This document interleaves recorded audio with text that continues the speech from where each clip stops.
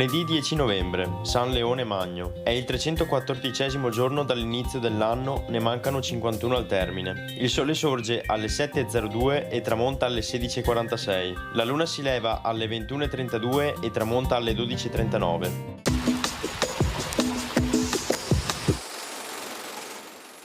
Collocata a rialto la pietra del bando, ben presto battezzata dal popolino la statua del Gobbo, per la cariatide che sostiene la piattaforma dove salgono i banditori del comune.